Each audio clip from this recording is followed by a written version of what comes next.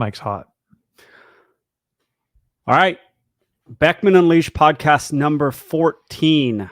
What's 14? 14. Wow. All right. Here's what I want to do. Here's what we want to do. We want to talk a little bit about Maui. There's a Maui connection to this podcast. We have talked about natural disasters in the past. We have wildfires in Southern California. And you did a remote podcast from Maui where you have a home. Your dad currently lives. Mm-hmm. I want to hear, we're going to talk about the dog aspect of things, the wildlife aspect of things. We're going to give a little money to Maui, to somebody in Maui, right? Somebody that you know. So I want to hear how your dad, who lives on Maui, is doing right now, and if he's told you anything. So he is doing well. There was a number of fires in Kihei, upcountry, Lahaina, but nothing compares to what happened in Lahaina. And so I think it got about a mile or two away from our house.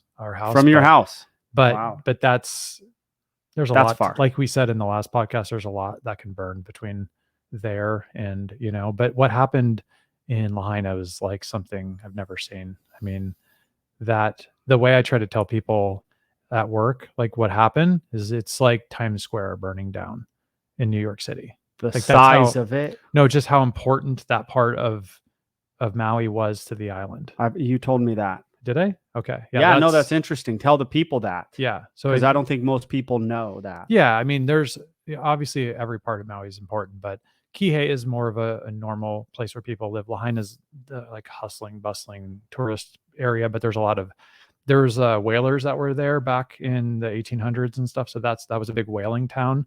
And so there's a ton of history. Not all the historical buildings, but a ton of them were in Lahaina. And so really old Pioneer Inn, which was burnt down. So I saw a lot of the pictures are from a thatched roof place like this that's burning. Do you know what that place is? It's like I think it's like a cultural center or something. I mean, like it's burning and I saw pictures of it. I assumed it was like an important building. It was so hard to see because like it's all burned down. So you're like, well, where was this? Yeah. But so crazy. So during the time my dad had called me and he was asking, or we were just talking about what had happened because people were texting me in the morning, hey, is your dad okay? And so I, of course, thought, why would he not be okay? And then they said, it's because of the wildfires. And I was like, there's wildfires there all the time. When I got married, there was a wildfire in 2019 and people got stuck in a shelter that were there for our honeymoon or we left for our honeymoon, but they got stuck. Yeah. So, I wasn't there at your wedding for some weird reason. Flaked on me. Oh yeah, I did get invited, didn't I? Yeah, of course you did. You just didn't go Yeah. for whatever reason. But a friend of ours was in his car on the highway and was like telling me the other day, like I was really worried that it was going to come onto the highway. And so this is an issue that they've had for a long time. I think there was a couple small fires when I was there last time, either before or after, by only a week or so. So this is not, so I just figured it was nothing. And so then I ended up reaching out to a friend who lives there. And I said, hey, I heard that Chemo's, which is where we go to dinner as a big family. Is that in Lahaina? Yeah, it's on Front Street. It's like hardcore, like right in the middle, where everything burned. Yeah. And so that was where all the cars were abandoned. And so I said, I heard that Chemo's burned down, and I heard that the banyan tree burned also. Oh, I've seen a picture of that big tree. Yeah, that's like an epic tree location. Did it burn down? Yeah, it's still standing, but it is burnt. It did burn, but I don't know whether it will survive. I don't think anyone knows for sure. But so then I asked him, like, this is what I've heard, and he goes, "This is your dad? Or this your is my friend, okay, and who lives there?" And he goes, Lahaina's gone, bro. Like that was wild because I was thinking these like certain things burnt, and he's like, "No, it's all gone. The whole thing's gone." And so then I started going online, like looking at what happened. So then you called your dad. No. Yeah, well, my dad didn't know all the answers because there wasn't a lot of information that night. Even at like 11 o'clock at night, there was no information on the TV about what exactly was happening. Plus it's dark. I mean, the emergency services are a bit different than they are in the mainland, I'd say. Yeah, apparently. Yeah. From what I hear. I don't want to comment on that, but there's 60 to 80 mile an hour winds. Dude. Bro. And you can keep telling me anything about that, but like it's for people who don't understand. Like we're in Southern California, there's wildfires here, we've all been evacuated, and he's lived on Lahaina. here, I was thinking about on the way over here. Wildfires, they need fuel, right? They need something. So you have these giant trees in the Pacific Northwest. There's a lot of fuel, and that's how they get so hot. But they also need a couple other things. Or what really makes fires bad is lack of humidity, so dryness. I think people know that. The other thing, if people don't know, and maybe they do, is wind. When that wind is howling, I mean, in a fire, you're done. The fire is going to move and move fast. It's horrible, the wind. I mean, I think maybe somebody might think wind might put a fire out. I don't know. Maybe they'll think that. It's so bad. If it's 80-mile-an-hour winds during a fire is going to do horrible things. And Yeah. that's what it was, or it was high, huh? Yeah, the way they talk about the island when you're there is like Maka and Makai. So like Maka would be like mountainside, and then Makai is like oceanside, right? Yeah. It's because you can't always, like, sometimes you say east and west, it's confusing for people. So you say like, where is it? It's on the Maka side, like it's on the mountainside, you know, or it's on that way when you're looking for whatever you're trying. That's just how people tell you stuff. So, but when if it's on the Maka side there and it's blowing toward the Makai side or to the ocean side, if it was going 60 miles an hour, it would run out because it would just go to the ocean. But if it goes the opposite direction, it's going to just carry through the whole island, because where's it going to go? I mean, that's just where it's going to go. But 60 to 80 miles an hour is ridiculously fast. But there was also the hurricane, which was like the beginning of this, is the winds were created by the hurricane that was 500 miles below it. Yeah. And if people don't know, and I didn't know this for many years, I've been to Hawaii like 5 times. I've never been to Maui. It's always a little surprising how dry Hawaii is at times. I don't think people in Germany, where we have a lot of people, or somewhere, they know that. Maybe they do. It's freaking dry, dude. It's super dry. Well, it depends on the part of the island. Not the whole, but the west season and the part of the island. Yeah, they call like Lahaina area the west side, and that area is. I've been, different trips and stuff, but I've been back and forth to Lahaina. I mean, tons of times, more than 20 times, and I would say that it's. I always leave going, this place is way hotter and way drier than I thought it was. Yeah, you're even surprised every time. I'm like, it's crazy. There's something about it, and I think it does have I don't know what it is, but Kihei also is very dry. So it's dry and it's hot. But then the east side of the island is like a rainforest. Yeah. So it's just a different deal. But all I would say is that my heart goes out to all the people that were affected, especially the people that passed away, the families that are, and that there's wild animals, like you said, that were affected. And can I ask you something about that? Yeah. I've been to the Hawaii. I went to like the Big Island. I was surprised at how few birds there are on the Big Island for some reason. Like, do you walk around Lahaina, or that side of the island, I should say? And I mean, what are the animals that would be affected from your experience? I mean, there's birds that I see. I know the joke in Kauai is there was a bunch of chickens that got released during the hurricane. I don't know if it was Ivan. Chickens. This is in the 90s, and it blew all of the cages out, I guess, and they've been wild ever since. So you can't go anywhere. Chickens, a lot of chickens. Yeah, so there's still chickens. So people will say at Maui, oh, there's so many chickens, but not compared to Kauai is like got 10x the number of chickens. But there's chickens just kind of cruising around wherever you go. There are pigs are, I don't want to say a big problem, but they create problems. So there are a lot of pigs. There are goats. There are some type of mouflon sheep in certain places, and then there's a ton of deer. There's 60,000 deer. So and they're all over the island. The only dog thing I saw was they were filming on that street that all those cars burned, and there was just this dead dog that was like fried, and he was just like this. That's the only dog thing. I tried to look some more stuff up on the internet about as far as dogs go, which this is not a dog. This is a dog podcast, but as you might know, we care about people on this podcast, and just because I'm a dog trainer doesn't mean we don't talk about people. And this is a people deal. This wildfire is a lot of people died, and that's what we're talking about more than. I tried to look up the dog stuff, and like if there was shelter stuff and we could give to that, and I just couldn't find a lot of information on that. This is a people-centered deal. Yeah, I think so. Maui Humane Center, Maui Humane Society, whatever it is. It's on that main highway. Forgot what it's called, but anyways, that main highland, that's where you get to it. And I know they've been asking for, what do they call them? Fosters, because People to foster. Yeah, they need people to foster that, because if your house burned down, how are you going to care for your dog? Yeah. It's going to be pretty tough. And then, but the people have been coming together to provide relief. And so we had decided that we were going to, take the, what do we call it? Proceeds? The money from the merch that we made, we'll donate that.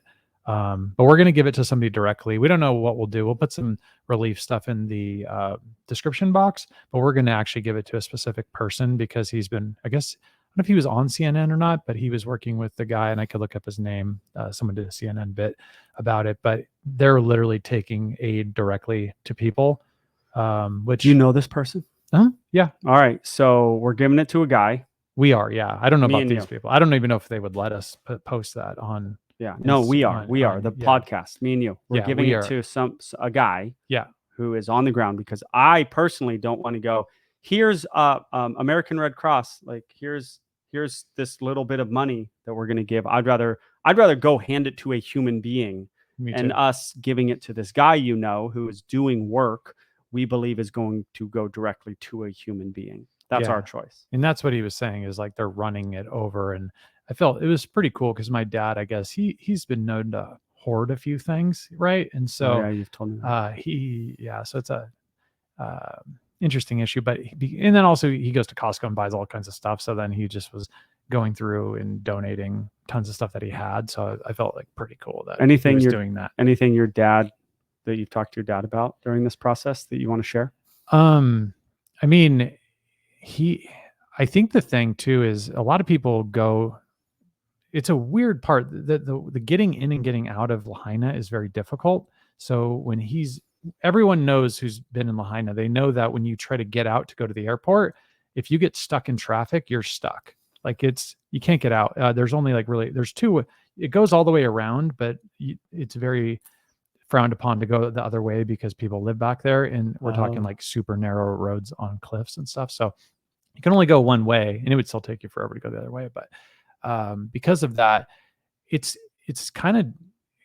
not great to go back and forth a lot of times, and there's a ton of traffic, and they go through this bridge, and because of that, the joke that he always says is like, if someone moves to Lahaina, he's like, oh, well, we'll never see them again, and it's only like a half hour away or 45 minutes away from your house. Yeah. But it's just because it's just a pain. So all of those things, I think, played a part of this tragedy.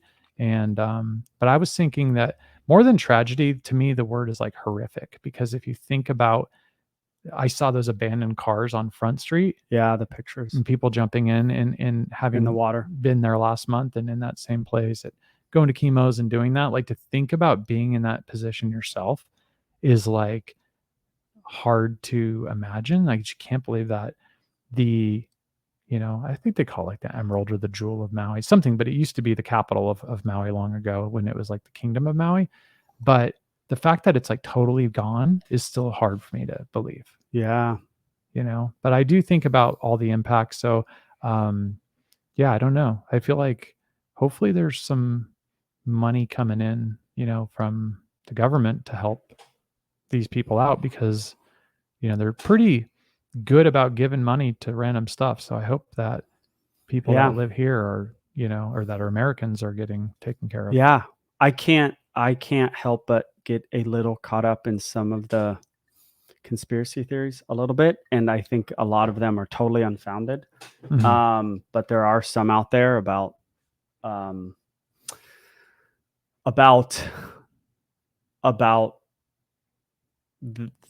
people wanting that area, powerful people wanting that area to be kind of a new area. I don't believe them, and I am somebody who will entertain conspiracy theories for a variety of reasons, which I could go off on why I entertain them. Mm-hmm. And people who never entertain them are kind of boring people, in my opinion. People are just like, no, everything is as the government says it is. I have no interest in being around those humans. They're not that interesting of people. Yeah. In my opinion. So I do entertain some of this stuff. The problem with the conspiracy theories around this is they're just probably not founded, Yeah. in that wildfires will do these crazy. I've driven around this county, and there's been fires around this county, and I always know.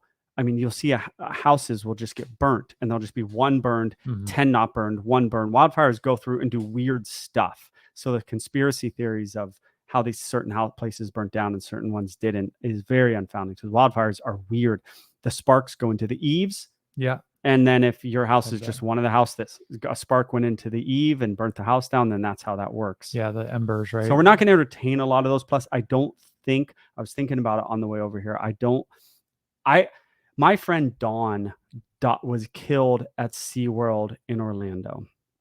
And I made a video of that a couple years ago. And when my main purpose in making that video was it truthful, in my opinion? And the second only consideration was, if Dawn's family saw it, would it make their life more difficult? Would it make them sad?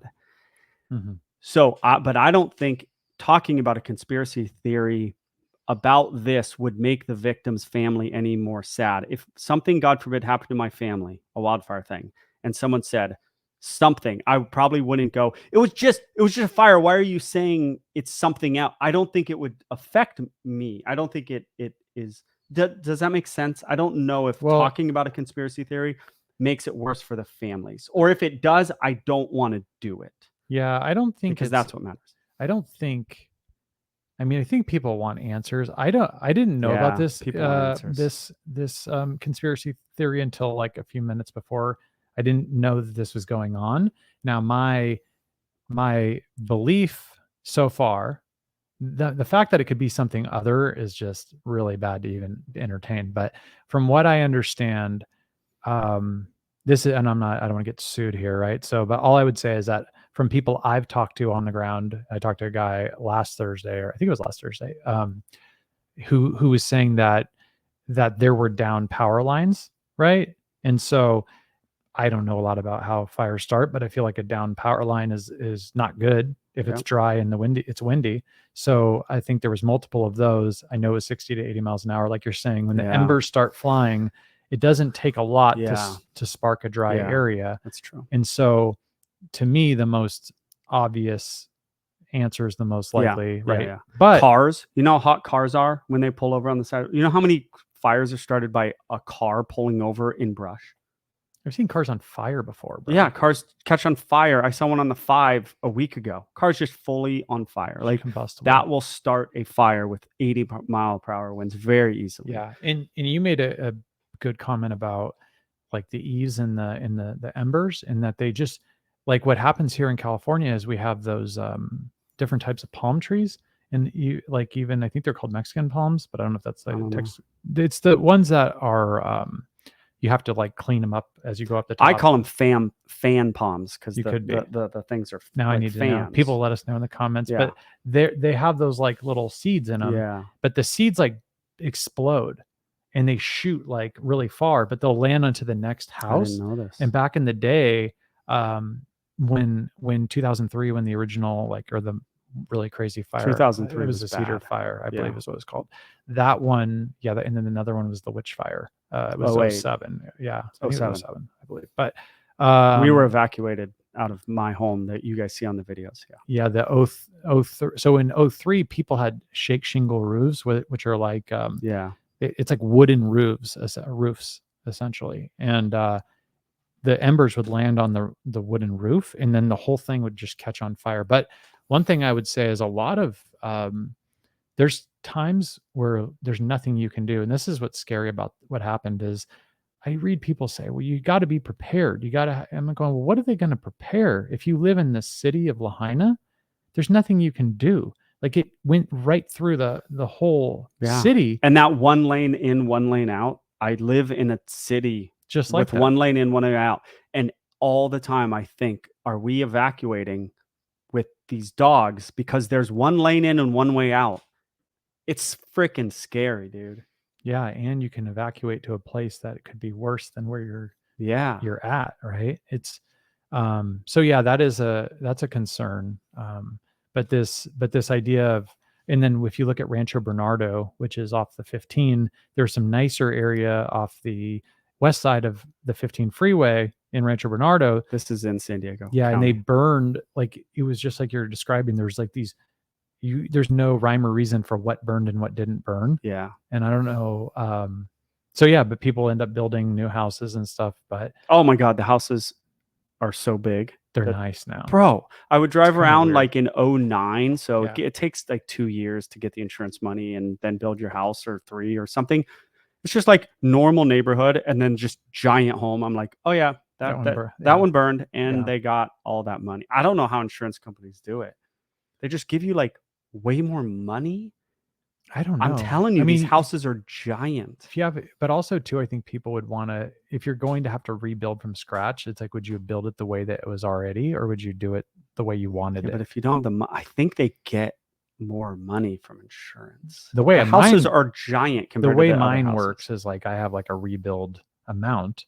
So I think, I mean, the goal is to make it so that your insurance policy will will give you more money than it costs to build. Yeah, I guess. Or no, not to build, than to replace. Yeah. Because then you have more room. But if you are underinsured, which I don't know how this stuff works for them, but yeah, it's still like sinking in, it's a horrible situation. But I would say that area, it was arguably the best, and it's gone now. And to think about, I do think an important thing, and hopefully we can find some good, things for donations we can put in the description box. So if people want to help, they can do that. Eric's not from there. Eric lives there, has a house there. His dad lives there. He goes there a lot. So Eric, this guy is not going to put a link in there for somewhere where where money isn't going to go to a good person or cause. Mm-hmm. Yeah. I think what we'll do is we'll put some like tradition, like somewhat traditional one. And then we'll just give the money to the guy on the street. Yeah, I'd rather just give it to a person, but like that's that. just me. Or in a dog organization. Yeah, and it's like, is it fair that you just go into this like shelter and just find some woman with children and just give her like it's money? fair. It's like, I don't care if it is fair. Really. You're just like, yeah, I'm sure the woman next to her, that is good. Like, whoa. Well, that's true, but that doesn't make it wrong. It's like I was at SeaWorld, and there was something we would do where one of my managers was like, we'd go like shake people's hands, and then one manager was like, well, but what about all those other people? And I'm like, yeah, but we still made that one kid's day. Mm-hmm. Oh yeah, we'd like grab a kid and bring him back sometimes. And one person goes, well, what about everyone else?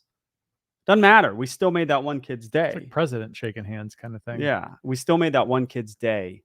That matters. There's a story when I was in, I think, 8th grade graduation. I was probably set to the side where I like wasn't allowed to go, but I can't remember what it was. But the lady who was more or less like a principal or something at the school was talking about some type of wildlife. I don't know if it was some marine thing, right? Yeah. Was being washed ashore. It could have been fish or any other types of things, right? And they're throwing them back in, but there's like thousands on the beach. Okay. I don't know what this could be. Oh. But whatever it is, they're throwing them back, and they were saying, why are you doing it? That's not going to make a difference. And it's like, it does for that one. It does for that one. Yeah. That's a non-nihilistic way of looking at the world, that like you can't fix broken stuff, but you can make a small impact on one person's life. All you can do. Yeah, I know. It's like, I mean, think about that, to try to help or mentor the youth and be like, or like a basketball coach, or, I know you do other coaching, right? I think football coaching, because you're so good at football and you know so much about football, that why would you not, right? Yeah. I want to share my knowledge. Bro, I'm coaching this kids team. They don't look at the young kids, 12-year-olds. They do a thing. I have 3 kids, right? Where when they first learning how to catch a ball, not that 12-year-olds are first learning, but my 6-year-old is, they catch the ball and they don't look at, I played football in my life. They don't look the ball like they need to look at it for like a second, like way longer than you think, so that they get that, just staring at the ball for longer. Mm-hmm. And so all these kids are catching these 12-year-olds. I'm like, keep looking at the ball. And I'm like, you 12-year-old boys are playing like my 6-year-old doesn't look at the ball. Like you 12-year-olds don't. You're teasing him or what? Yeah, I'm You're over pushing, it, bro. yeah. Yeah, like, hey, We're listen, done. you We're aren't done. little kids anymore. It's time to. Yeah. I'm gonna freaking tell It's you the play technique. like my 6-year-old if you're not doing this stuff. In the comments, just like put what you think Joel would be like as a football coach To 12-year-old boys. I think we know. My But son's on the team. I'm hardest on my son. I'll tell you that right now. My pitch on that was that but you mean something to them, right? Yeah, you have to have a relationship. You can't change the entire youth, but you at least have an impact on those 9 boys. Yeah, the nine kids or whatever. That's I'm over cool. these little dudes. I'm gonna be like, step it up. I remember soccer coaches and other types of coaches, and the crazy dads though that were the coaches, they were the best. I got a story for you. Huh. So I had a pool party at our house for our 6-year-old's birthday with all his little friends. Yeah. And 2 of the people knew me from the channel. Really? Yes. And my son was like messing around, and there's little 6-year-olds there, and he's 12. And he like did something, like he launched a basketball too far and it like ricocheted off. And I go over to him. I'm like, bro, it's enough. Like, these are little kids around. And I looked over, and one of my fans, right, one of the ladies was like just staring at me, and she was just like, this is real. She was like, this is that's him. Yeah. No, it was like, and I looked at her. You know how when someone's staring at you and then you look at them and then they're just like still staring, and then they're like, oh, they get caught staring. Yeah, but not because I'm special, but because she just has seen me on the channel. And then I was exactly like with my 12-year-old, like I am with the dogs. I was like, not like, you want to knock out a 6-year-old with a basketball? Yeah, you got to be careful. You got to be careful. Yeah. So the 12-year-old, he's not a little, he's almost a teenager. Yeah. It's enough. Yeah. Or it's enough with the throwing the ball, right? There's 6-year-olds around. I know. And then there was something else. And I'm like, bro, it's enough of this nonsense. It reminds me. And I've been to parties and the 12-year-olds like almost injuring the 6-year-olds, and the dad's like just having fun drinking. No. I'm leaving with my 6-year-old because you're not controlling this. I'm out. I'm not going to let my 6-year-old get hit in the head with a basketball because your 12-year-old boy is out of his mind. Yeah. I'm leaving. I'm never coming back. Dude, emergency room visits are like, it's a nightmare. That's a disaster. It's a nightmare. I have 3 kids. We've been in the emergency room so many times. I know. These emergency rooms are full of people all the time. It's your whole day's gone. Oh, your kid is injured. Your kid is crying.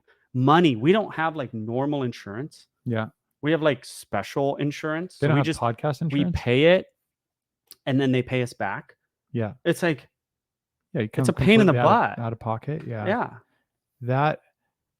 That's especially just, it's so important that when parents manage their kids properly, because you don't want the dad next to you managing your son, right? Because then that's how fights start. And so by handling your own child, it helps. But I do think that calling out the kid or being aware of what my own kid, or anyone's kid, really, it reminds me a little bit about what was the name of it? The Rude Boy one we were talking about last week. Rude Boy video. Yeah, and how the idea of the guests are going to come over, and so you might have to tell your dog like, "Hey, get down," right? And I think a lot of people don't want to say to their dog in front of 15 of their closest friends, "Get down, get off the table." I've got an answer to that.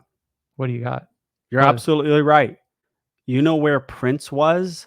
One of the greatest dogs in the history of the world. And I'm not saying that because he's my dog. I'm saying that because people think that. You know where he was during this 6-year-old party? Sleeping? He was away. What do you mean he's away? He was in my room. Oh, you put him away? Yeah. You don't want him poking people with his nose. No, he wouldn't poke. I mean, listen, we let him out multiple times because there were fans at this party who wanted to meet Prince. What if one 6-year-old is scared of dogs? No, this is a real topic for this podcast. What if one 6-year-old is scared of a dog? Is it my right? How much improvement is Prince's life and happiness to be out for 3 hours of a party? How much is his life improved, and how much is that one child's fear? And now I could have done something where I was like, "Oh, you're scared of dogs. Okay, let me do this, and you can pet him here." Mhm. And that's fine, and that's an argument for that. I was busy, okay? And so we let out a few times to say hi to people, and then he was put away because it doesn't bring enough to Prince's life to be out than it would from a parent, and no parent's gonna say anything about them or their own child. Yeah. It doesn't bring enough to Prince's life to be out. Just like with my 1-year-old son, right? Like, it's not a good idea to have my son around your dog because he's only 1 and he's gonna grab your dog. He's probably gonna poke him in the eye or do Yeah, something. and there's probably I think there was a 3-year-old there. I mean, he doesn't want to hurt, but, like, he grabs our cat, the Bengal, it doesn't end Yeah. well. So if you came to my party, I'd be like, "Hey, you need to control your 1-year-old." No, how about if I just put Prince away? Yeah. Why does Prince need to be out at a 6-year-old party? Can someone actually tell me why? I know I get a little You do worked have the up. right, though. You do I have the I right. absolutely have the right, and they can leave if they don't like it, but that is not how I run my life because it doesn't bring enough to Prince. If it brought a lot to Prince, if Prince needed to be around people, if Prince got this amazing enjoyment from having 10 6-year-olds, 8 Swarming. adults, a 4-year-old, uh, uh, um, being insane in the pool and letting him run around, if it brought a lot to his life and he needed that, then I would let him out. It's totally my right, and they can leave if they don't like it. But that's not how I run my life. That's how other people run their life. They have signs on their doorway that says, if my dog doesn't like you, or if my dog gets hair on the furniture, that they live here, you don't. They have this sort of I don't like people, I like dogs attitude. um, I like people, and it didn't bring enough to Prince's life to bring him out. I don't know if it brought anything to Prince's life to be out there. It doesn't even bring anything to my own life to go to half these parties. Well, that's true I too, look at dude. things and I'm go, over I'm over all these kid parties. I know, you go, "What the heck am I doing?" Or I have this rule with my wife where we go, "Okay, we're doing so you have something we have to go to on Saturday? Oh, it's someone's birthday party. It's a 40-year-old birthday party. It's a kid's birthday party. Great. Make sure we're not doing it on Sunday because we're It's the done." Lord's Day. Yeah, I'm done. Exactly. That's a great excuse. You're at church all day, right? No, I'm at church every day. But if you were to think about, I work 5 full days a week, just my normal gig, right? 5 days. Okay, Saturday, we got to go to a party. Sunday, we got to go to a different party. Mhm. It's enough, as That's you would enough. say. It's enough with the spending my entire life not enjoying my life. Yeah. I'd like to spend time with my family, people I want to. And there are people you can go to a party with where you're like, hey, like Joel, like let's get have a party and watch some UFC and just hang out and it would be fun. Right. Yeah. But that's not how this stuff works. No. It's always like there's 47 people. I don't know any of them. I don't want to know most of them, Yeah. and then you have to be nice. Oh, hi, how's Johnny? Oh, So excited to see him. He's really growing. yeah. My wife she loves talking to people. I don't love it quite as much. Yeah, which is weird for somebody who has a YouTube Yeah. channel and a podcast. Yeah. If I went to a party, like I'm not a dog trainer, right? And this dog is running around the party, I don't know what that dog is going to do. I kind of know, but like most people don't know. Like I'd be like, "Hey, you're having a party. Can we not have the dog completely out running around?" Yeah. I I mean, I think it's very simple, and I'm surprised other people don't think this is that simple about put your dog away during 6-year-old parties. decision I making. really don't get it. You have to think about every person there and if they're comfortable. Does the same rule Am I apply? wrong? Could be, you could be wrong. But does it also apply to the peanut rule? Oh, I like this. I just raised you. Peanut S- allergy.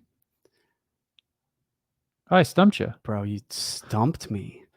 No I've never peanuts at the Beckman So, household. because peanuts cause allergies. So would I also bring out if I brought a peanut butter sandwiches out at this 6-year-old party and my wife said kids might be allergic to peanuts, do you know what I would do? I would then take the peanut butter sandwiches and put them away. Man, you're But I wouldn't think of the peanut thing. But if she brought it up, I would put them away. Yeah, what are peanut butter sandwiches going to bring? Are the life of the party? We can do without them. But You where wouldn't does put it, them where does away. it end? You would be like, we need to do peanut butter sandwiches. They're going to bring so much to this party that one kid who might be allergic, no, you'd put them away. But what about, so I saw this thing, and I'm not saying this is true. I don't want to get angry people that are angry about peanut allergies on my case. Well, in the there's a whole comments. thing about why they have them, but that's a different But story. I want to get to that in a second, right? But I It's want a to, whole different thing. there was a thing on 60 Minutes a long time ago about this paste that they were feeding to the malnutrition children in Africa, where, do you know those like little pouches that kids, it's like Yeah, fruit pouches, little they just kind of, kids. yeah, that's, so they were essentially that, but it was a type of peanut butter paste, and they would also put like nutrients in it as well, like fortify it, right? And these kids that were, which is horrific, right? Are what do they call it? Malnutrition. Yeah, malnutritioned, I guess. I don't know. Yeah. They would be like emaciated, and they would take this concoction more or less, and they would turn like to a healthy looking kid so fast. And everyone knows peanut butter has a ton of calories and it's a ton of fat, right? And but then if you're malnutritioned, it's great. The Leslie Stahl of or whoever that was doing the interview was like, but what about peanut allergies? And they said, we don't have peanut allergies in Africa. It's a very Leslie Stahl thing to say. Yeah, true. But what I would say 60 though, Minutes thing to say. What I would say though is like, and I've heard there's speculation that it's because of the more clean environments that Americans are raised in. I don't know, but I think nut what are they called, farms, or peanut in general is like a dirtier, like, is it, am I wrong? There's mold. There's a fair amount of mold in peanuts. Really? Yeah, high mold. It's one of the things that our daughter has. We got to be careful of certain things with mold. There's a lot of mold in peanuts. You know, one time, I don't know about a lot. There's mold. You gotta be careful. This is a real important story. One time I had this addiction. That means it's not important. Exactly. Okay. He knows me well. There is this, there are these pistachios that I was hooked on. They were like pistachios are great. They were like they were the ones that had the shell on them, and it's like a roasted chili flavor. Yes. And I was cranking them, and I was just eating them like a maniac. And there was some type of dead bug in it. That's disgusting. And I was like, wow. And I was like, what do I do? I love these things. I don't want to give them up. Yeah. Bro, someone showed up today with their dog, and the dog food is a bug dog food. It's made of crickets. I've seen that on Shark Tank before. I saw that on Shark Tank too. Bro, it's enough. It's enough with the crickets? It's enough with the crickets, bro. With your dog food. So can we talk no real offense quick to my wonderful clients who did that, but so this is the part I've of the seen podcast it multiple times where we talk about dogs for a little on bit. The clients. And then we put that at the beginning so that people. You never do that though. You never actually put it at the beginning. You Yeah, just say you're going to put it at the beginning. I know. I always think I should, and then we're just like, whatever, who cares? Yeah. What do you think? Next, it's coming. Where it's coming actually right now, where they're like, people need to eat crickets. It's coming. It's coming quickly. You need to eat bugs. Yeah, you know that, right? Or I'm not eating you don't bugs. know. No, I'm not eating bugs, but there are people who will absolutely eat bugs. It's like a cold dead hand environment. Cold dead hands thing for me, where it's like you're gonna eat bugs, and yeah, I'm but like, no, I'm not. It's slow and incremental, right? They just introduce the concept of eating bugs. They let you desensitize to that for a couple years. They start feeding it to dogs, right? That's one of the first steps. Then they introduce it in and then in 15 years. Many people are eating some sort of bug snack. Goes on Shark Tank. All the sharks are like, "Oh, this is a great idea. This is so good for you. It's good for your cholesterol." Yeah, and then you should really be eating bugs. And then there's only a 20% of the population who's like, "We're not doing this ever, and our families aren't." But 80% is like, "Oh, okay, we could do it." It's how these things start. You know So this. this is interesting because it was stealing the thunder from a later segment, but is this idea of who is it? They said that the dog food company Origin was owned by a large conglomerate. Who was it? I didn't Who look. said it? No. Do you know who is the actual conglomerate company that bought Origin? Mars. Like Mars Candy Bar. Yeah. But right? they own like tons of candy. And apparently now they own Origin, one of the best dog foods there is, which I'm not totally opposed to. Yeah, we talked about that a little bit last week about the benefits of having industrial scale. And if you're trying to deliver like, cockroaches around the world, then that's a great way to do it. You need a big company like Mars that can deliver that amount of crickets or whatever you're eating. Jiminy is the name of the dog food company that has crickets, which is a good name for a cricket name. Dog food. Yeah. I just looked at the bag today. I was like, oh, Jiminy, that's a great name for a cricket dog food. Somebody said they're talking about what not to eat for breakfast on this like reel or something. And it was saying, don't eat cereal. They said cereal is like dog food for humans. Cereal's I grew up on cereal. Can we give a shout out to, do you know about I'm an Kashi? 80s kid, dude. That's all I ate was cereal. Do you eat Kashi? Have you ever had Kashi cereal? Yeah, I've seen it. Yeah. They have this all Kashi. Good for you. I don't want to tell anybody about this because the cereal's so good. They're going to think it's like an advertisement, but it's called Peanut Butter Go Crunch. My mouth's watering just talking about it. But it's in an orange box and it's Kashi. And it's so freaking good that ever since I've had it, my daughter introduced me to it. I eat it every single day. And I eat like 2 months. Well, I don't want to tell people because I go to a store and it's gone. The chocolate one, not so good, but the peanut butter one is life-changing. All right. Good to know. You know what else is good? Cinnamon Toast Crunch is freaking awesome. I never liked Cinnamon Toast Crunch. That's so good. It's okay. What about Frosted Mini Wheats? Oh, yeah, they're good. And I kind of feel like they're good for you. They're covered in sugar. They're not. But the problem isn't even the sugar. It's like in these big brands is just where they're getting their wheat and what they're doing to their wheat. And like, it's so bad. So what about dog food? Yeah, we should try to get on this. All right. So apparently from the last podcast, a lot of the people commented on, that's where I learned Mars owns, and I looked it up, owns Origin now, which, okay, I don't know, a big company owns it. Did their ingredients change? I don't think so. I basically have the Origin ingredients memorized from when they were their own company. Now they're owned by Mars. If I were to look at a bag, my guess is it's pretty similar. So one of the commenters, one of you guys said the price has gone up, which that makes sense, right? Big company buys it. Price of everything's going up, brother. That's true. That's a good point. I don't know. When Origin was owned by a small Canadian company, did they want to make a profit? Yes. Now it's owned by Mars, some giant company. Do they want to make profit? Yes. I don't know. I don't really care, I guess. Do you? Sketchy. But here's what I don't like is, and this is the owners of Origin wanted to make some money, so they sold to Mars. I get it. I'm not mad at them. Yeah. Nor should I be? No.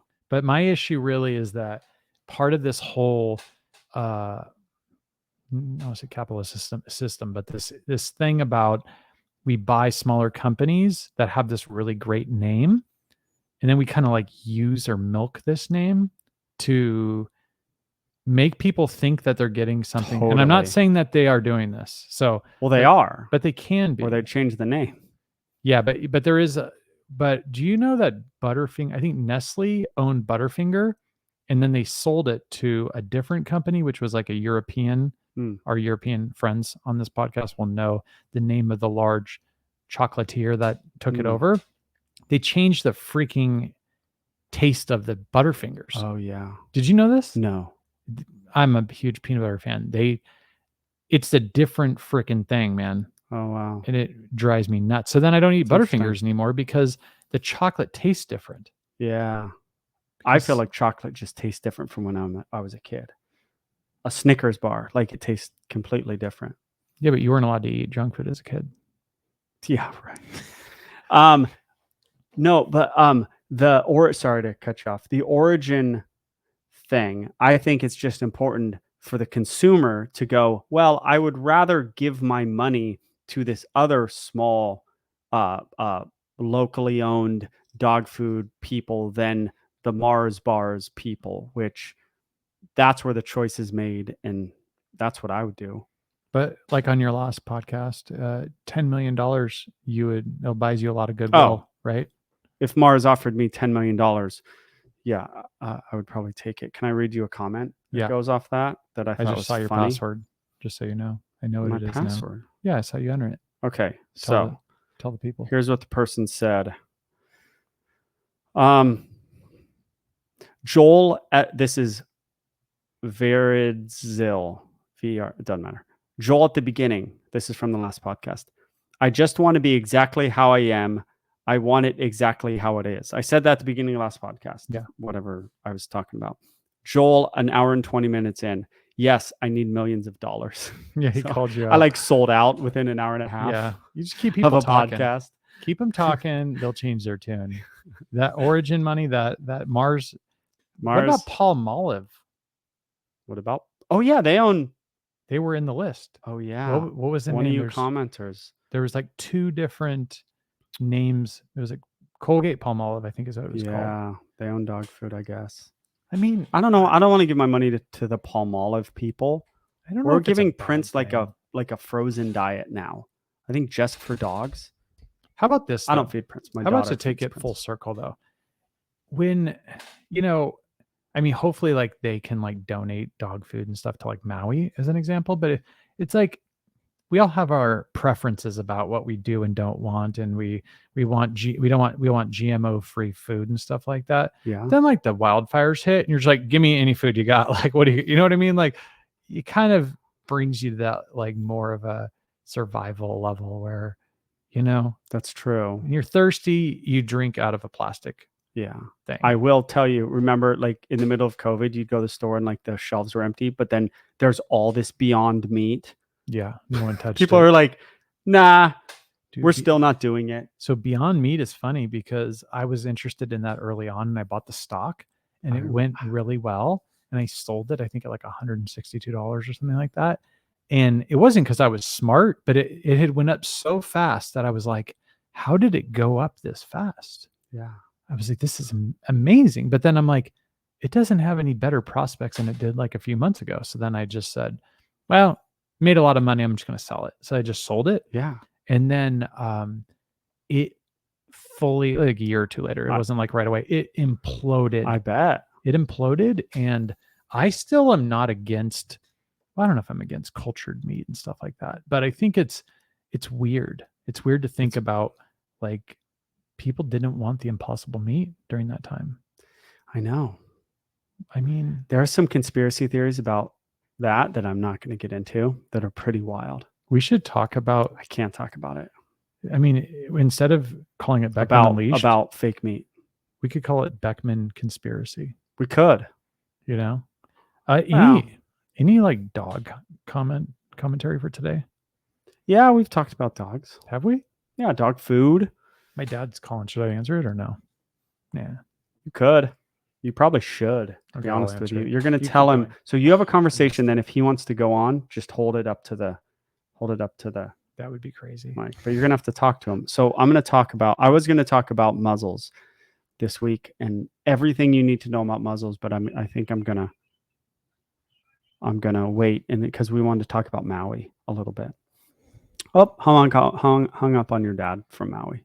Yeah, I'm gonna be like, if I had to bet, I think he might say something crazy. If I had to bet, I think he probably butt dialed me. He doesn't really call you much. Yeah, no, he does, but terrible. Taking phone calls live on the podcast is actually pretty awesome. It's kind of next level stuff. Right? Yeah, I'd love to do it. Like if Liz, people want Liz, my wife, on the podcast. She should go on.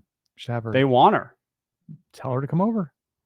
Yeah, that's what was a big one. Liz. We got a lot of feedback about people guests. They want. I would say, who would you say are the top 5? Cesar Milan, I think, was number 1 of who you guys commented on who you'd want on this podcast. I think he was number 1. I believe Dog Daddy was number 2. I would say Robert Cabral. Yeah. People love that guy. I like that guy. He's an animal guy too. I went on his website once. Him and I were like, what do you mean by animal guy? He loves wild animals. Oh, okay. Him and I were texting about something I won't get into, and I went on his website. He's like goes to Africa and photographs animals, wild animals, and it's pretty good. He's a good photographer. You can't talk about what you were talking about. I know what you're talking about. Do you know? Yeah. No, we shouldn't talk about it. Nah, I don't want him to out. I think if him. he comes on the podcast, you could see if he wants to talk about it. He could air out the It's whole not situation. a giant big deal. It's just a small thing of I think all that stuff has to someone be in confidence, though, right? what? It has to be like it's set in confidence. It's him. Yeah, it's his deal. If he's comfortable, more than even my deal. Yeah. So, and then just to summarize what happened with my dad, I said, "Did you mean to call me?" He said, "No, I thought you called." So, when I get multiple calls from him in a row, I get a little worried. Like, is it a major emergency, or is he butt dialing me? Which is usually the case. So, yeah, I was right. So Robert Crowbar would be third, and then we had random people, like so many people I didn't know. One, Rachel Ray. I was like, why would we have Rachel Ray on the podcast? Rachel Ray's not coming. She'd be a big podcast, get, guys. I guess, because she's a big name. But she has a dog food company. I think that's why they said that. There was others. Multiple people wanted Larry Crone, which reminded me something about Larry Crone. Are you a fan of him? Yes. Isn't he like a really like knows all the stuff about like the details of all kinds of stuff? Or no? Different guy. He's a dog guy. He's a YouTube guy. Oh, he's not like a thought leader in the dog training. No. Larry Crone, I think he's in like Texas. Here's the thing about that guy. I'm not the biggest consumer of YouTube dog training in the world. Okay. I saw a video from him like from 7 years ago with a Doberman. He was like in his house walking his dog. And I literally was like, that's the closest thing to my method I've ever seen. The closest thing I've ever seen. And he didn't get there by watching me, and I didn't get there by watching him. We both arrived at the same place because it's the best way. And I've never seen anybody do it similar to me and explain it the way he explained it. And I was like, that is the most, and I'm not saying my methods, I do believe my methods are the best, or I wouldn't have those methods. I would have different methods. But I was like, okay, that's the guy who does it. Like, I was amazed at how close it was to my method. Experience, and he's got like a place in my heart for that. And I've seen a couple of things from him. He's just a smart guy. Like, he's a real dog trainer. He's not a YouTube dog trainer. So I'm not a YouTube dog trainer. I'm a dog trainer who puts videos on YouTube. There's a difference. There was a guy who we were talking when I was in Maui one time, and which doesn't narrow it down that much, but I think you like shouted him out somehow. And in the videos. And I don't think he had a huge following, but I think you shouted him out for some reason. And I don't remember who it was. Do you know what I'm talking about? I don't think it was this guy, right? I don't know. He had maybe done something that reviewed your videos or something. Couple people have, but I don't know. But you actually called him out, I think. I think you in a good way. Yeah. Oh, yeah. You were like, this guy, that's solid. Like what he was saying was right. I think it was maybe like a go-get or something. I'm not sure, but who knows? Yeah. These are always better if you lie and go, yeah. I remember what you're talking about. And you just make it up. Yeah. You don't help me like that. No, I didn't know. I've never seen this Larry Crone. Now he's going to show up right now. He's going to show up in my feed all of a sudden now. So it's, and I don't think he like does thumbnails, and it's like, which like I like in a way, you know? Yeah. I just like just post it. Like sometimes there's hour-long video. Sometimes there's a 30-second video, no thumbnails. And you're just like, that's like Dog Daddy. Like there's like no thumbnails. Sometimes it's like, cool. Did people realize that on the last podcast that we removed all non-clickable ads? I don't know. We did. Nobody commented. But yeah, that was what happened. We're not messing around. We're keeping it short. So any ad should be able to just this click one right too? Through it. Well, yeah, we'll do Let's that do for this one too. All right. So, but if we don't get a thank you down below, we'll double them. Yeah. That's a joke, guys. Yeah, we can't double the ads, even if we wanted to. No? I don't know. I don't know much about that. Yeah, so that's interesting. Are we wrapping Maui up? I think we wrapped it up a while ago, didn't we? I know, but yeah, I do think I do think they need a lot of aid, and I think The pod is very generous. When but are you going even that, back I'm going back in like a week or two. to see your dad? And Yeah, and I already had it booked. And so, and I know Oh. you don't want to like make an impact where like you're gonna like interfere with the housing and so forth, but I already have a You're house not going to there, interfere and with yeah, anything. and I don't consume what these people consume. So Come back with like some dog stuff from Maui. Like if the what type of shelters are dog stuff? overrun. We should be able to like, yeah, I would be interested to check Yeah, out you should just check out inquire what it looks and like. then come back and we can talk about it. Should do a video and then like post it on the podcast. Yeah. Like full like I've original thought video. about when these natural disasters happen, I've thought about going down. So everyone went to a Qualcomm stadium in Mhm. 07, Yeah. right? And they had dogs there. Now, I don't want to just go and like take the dog somewhere or go feed the dogs. Like I'd rather go train the dogs. Yeah. Does that make sense? Like for you, right? Help train or walk the people's dogs or something. Like I want to do something training to help, not just here's dog food because I'm a dog guy. Yeah. Like I'd rather almost be like, can I help your dog be more comfortable in this crate that it's going to be in for 2 days because you're at a Qualcomm stadium because the wildfire has displaced 100,000 people here. Yeah. Can I do some training to help your dog more than here's dog food? Yeah, your point is similar to the podcast idea of like, why are you talking about people on a dog podcast? And you're like, well, because I'm a person, right? Like there's a level of just things come up. But I do see your point about rather also I think people that are really good at something should focus more on trying to give that away versus, they can get dog food from any That's kind Tom, of my Dick, and point. Harry. And they get all natural Yeah. disasters get dog food. And even we'll Homeless finish. people on the corner, if they have a dog, they'll get often more dog food than food for them. People give them dog food all the time. Can I say something really bad? Yes. I was talking to people on the ground about like aid and help for Maui. And then he had made a comment about like helping the homeless, right? And I was thinking like, that's kind of weird. Like, because you would figure that the homeless people would be easier for them to bounce back because they don't have a home. Oh. Right. So that like if they lived on the street, but then I was like, maybe he's talking about people that became homeless. Oh, yeah. What do you think? I wasn't privy to the conversation. The homeless people, I don't know. I'm like 50-50 I feel like you don't on call people homeless. Are there a lot of homeless in Lahaina? I heard that there was 2,000 structures burned. No, I mean, I mean actual homeless before the fire. Yeah, see, we're running into a problem with what the word homeless means. There are definitely homeless people there. I can promise you that. I don't know what your friend was not referring to. Not at the level of downtown LA? San Diego or Skid Row, LA, right? But there was a number. But there's not a million of them. Think about how weird that would be. That if your house, well, it's not to say my house. Let's say your house burned down, right? As an example, if your house burned down and then they're like, "Yeah, Joel, he's homeless," it'd be like, "Bro, not homeless." It's like that one time my home burned down.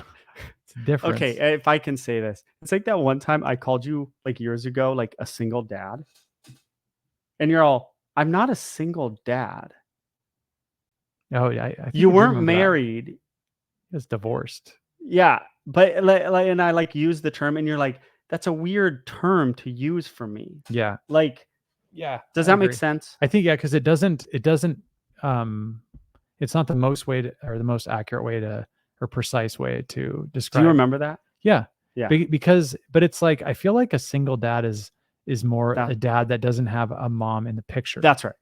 Right. But like, to me, I was just like, you have your daughter for this. You're kind of a single dad. Yeah. But you're like, I'm not. But even if you have your daughter more than your ex-wife does, then right?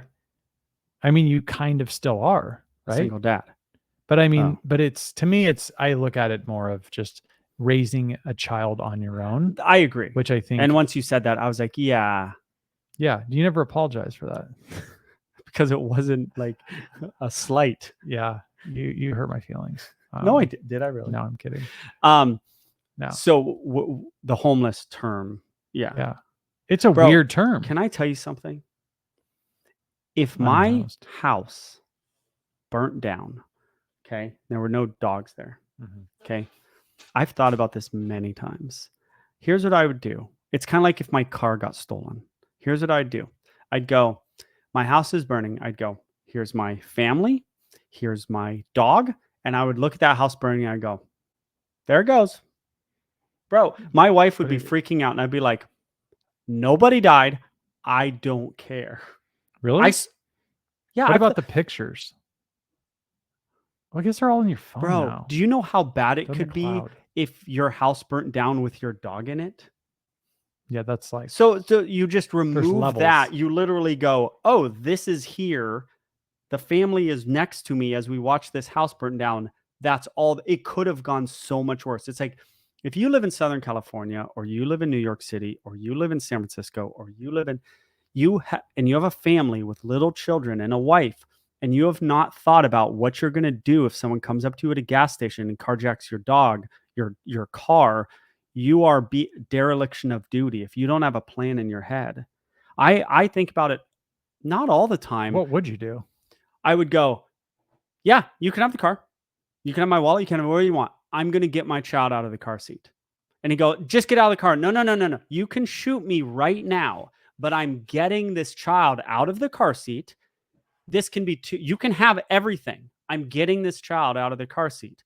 I'm going to shoot you in the head if you don't get out. Then shoot me, but I'm getting this child out. I would stay calm. I have a plan. Like a stud. I would talk to him very normally and go, bro, it's all yours. Trust me. I'm getting this kid out. You make your choice. But it's going to happen. One thing's going to happen. Either you're going to shoot me or I'm getting this kid, but there's no in between here. Yeah, you're drawing a line in the sand. I'm drawing a line, and I'll go. I would even say, bro, there's a very big difference between the amount of time you go for shooting or for taking a kid compared to taking a dog. Just let me grab the kid. Taking a dog or a car? A car. Killing or a kid. No, we could have put this at the beginning of the podcast. If you drive away with this kid, like on accident or because you're frantic right now, like everything becomes different. Yeah. For you in your life. Up the stakes. So just let me get the kid. No. Whatever. I'm getting a kid. I feel and I would do the same thing with the dog. Hey, my dog's in the back. I'm going to pop this trunk and then I'm going to close it and you have everything, bro. It doesn't matter, but I'm getting this dog or this kid. That house burning down. So the house is burning down. Everything important is right here. The dog is getting the same life. The dog is getting treatment. the same treatment as the child in the car seat or the child in the back. Yes. You gotta be careful though. But I still didn't you get the sense that I was calm enough to say like, I'm just going to do this real quick and then you can have everything. If you were the guy. So I was thinking about this movie idea, and I know you like movies. I still haven't seen Sicario yet, but I was thinking of this movie idea, right? Sicario 2 is one of the best second movies ever made. This fucking podcast. Sicario 2, you know how sequels always suck? Sicario 2 is as good as the first one. It's crazy. I never. Okay, so here's my movie idea. I just thought this would be so realistic, right? You're going with your family. I'm on fire. And you are on fire, man on fire. And you're going. I read that book. And you pull up to a cartel checkpoint, right? And they let the car go. You pull up. They go, hey, Joel, out of the car. Yep. And you go, look, I'm with my family. I'm going to get my family out. They say, get out of the car now or I will shoot you. And then you say, look, sir, I appreciate what you're saying, but there's no way. And then bam, and they just shoot you. Yeah. But then that's the end of the movie. Because, there's always this other part to the movie. How cool of a movie would it be if you like built this whole backstory and then you tried to like flex on someone with a gun, they just shot you. And you're like, and it's like, hey, just reminder, guys, like every now and then someone just gets shot in the head. Yeah. And it's just the end of the story. I don't like that story or that movie. You like the hero at the end of it, right? That does some redemption thing. Yeah. Okay. But mine's kind of realistic, right? Horrible. Bro, I've been in Mexico, Like, I love Mexico. yeah, I mean, you got to think about that. And that's a whole different deal. Like you have that's even The a level much is tougher more dangerous. Yeah. situation. But what's funny is when you were talking about what were you talking about? About like him pointing a gun at you and be like, "Hey, get out of the car!" Right? It was reminding me of the beginning of, or actually, I guess it's the end of Pulp Fiction, where he's just like he like cocks the gun and puts it at his head. I don't remember. It's Ringo, Pulp Fiction. Ringo, and Samuel L. Jackson, and then Yeah. he goes, "You better open up that case, or I'll," Oh, yeah. you know, he's all rearranged. He's like, you know, what does he say? He's like, I hate to disappoint you, but this is not the first time I've had a gun pointed at me. He's like, if you don't open the safe, it'll be your last. You remember this? I feel like that's the thing when a gun's pointed at you is to just is to like stay calm, you know? Yeah, I think compliance is the science when it comes to that stuff. It's like how you could maybe try to do something, but yeah, a lot of that like martial arts stuff where they try to like wrestle the gun. Krav Maga. Yeah. Krav Maga. I'm not being a hero, bro. Like here's what I would do. Dude, I was in Point Loma. I might have told you this story. Point Loma is in San Diego. There's a lot of homeless there. I'm sitting in my car. I have 3 kids at this point. That's all that matters. Like that's what and your matters. Life matters too. Right? Yes, my family. And I look up and this homeless guy is like knocking on my car. Like it just at the front, he's knocking and he's just staring at me. And he's like looking like this. Oh, and he does this. And you're with your family in the car? No family in the car. Oh, just you? Yeah. It's just the most bold, like a-hole move. And I go, am I going to get out of this car and freaking do something to this homeless guy? Or am I going to let my ego just go, I'm not doing anything? I'm not going to get out of the car, get in a fight with a homeless guy and get hepatitis. Yeah. Do you know what I'm saying? Like some guy flips me off, I've got a problem with it. But I'm not getting hepatitis for my ego from getting in a fight with a homeless person. So I just sat there and I just looked at him for a second just to not be a big wimp, you know? Yeah. And then like kind of was like went back to doing what I was doing in the car. But like I'm not in the habit of like letting people just flip me off. Yeah. But like I'm not getting hepatitis, it's bro. like Dave Chappelle's. I have a whole nother life and other people that are devoted to me. God forbid and then the podcast viewers don't get to get my videos. No, it's like remember Keeping It Real Goes Wrong from Dave Chappelle? It's like you're like, I'm gonna keep it real here. I'm gonna get out of the car. I don't know if I ever told you this. That's the funniest thing. Keeping It Real Goes Wrong. It's by so Dave true. Chappelle. It's so true. That's actually similar to the thing I was just telling you about getting shot in the head when you're like, no, I'm gonna keep it real here. You're not gonna do anything. And they're like, bam. Right. But no, I don't know if I told this on the podcast or not, but when I was going to jujitsu practice in the morning on a Saturday, I was parking right across the street. I was going to the gas station and I saw a homeless guy who was walking through and I thought I should probably like avoid him and go to a different part of the gas station just to, you know, I mean, we were the only ones there. I was like, it was in the morning. I go, it's better to just stay away from the guy. And I go, in my mind was like, who cares? You're in charge. You go where you want to go. And I go right up to where it was. And he starts talking to me. He is out of his mind. He's talking about crazy stuff. And one of the things they teach you is to keep your hands like this because you don't want people to punch you in the face without having your hands up. So it's also it disarms people a little bit. It seems weird to rub your hands like this, but the idea is if you need to grab or do anything, that makes sense. You're just not like this. Yeah, you don't have your chin out there getting punched in the face. So you keep your hands up and you kind of just rub your hands, and it's an awkward thing. That actually makes sense. That's a super old school jujitsu thing that they teach for like 30 years or 50 years ago, 40 years ago. I probably taught that. But anyway, so this is what they teach you. And so, but the idea too is it's okay to be like, you need to give me some space, right? Back up. But they're being very aggressive. So he starts to get aggressive and talking about weird, like societal stuff that I'm like, you're in the car at this point? No, I was pumping my gas. Oh, and yeah. So I'm kind of like caught, right? And so he starts getting close. And then I was like, so then he basically is like coming toward me. And I go, hey, stop right there. He's like, what are you going to do about it? And I was like, get the F back, bro. Like, At the time I was training all the time. I'm like, I'm going to take this guy down. But then I was like, I don't even want to get near this guy. Like he Yeah. just was in jail, according to what he was saying. Like, and it wouldn't surprise me. And so then afterwards, he didn't get any, he was cussing, but he wasn't getting any closer to me. Yeah. And cause I just said like, you're done. This is, we're over it. This is the end of the rope as far as how close you're going to get to me.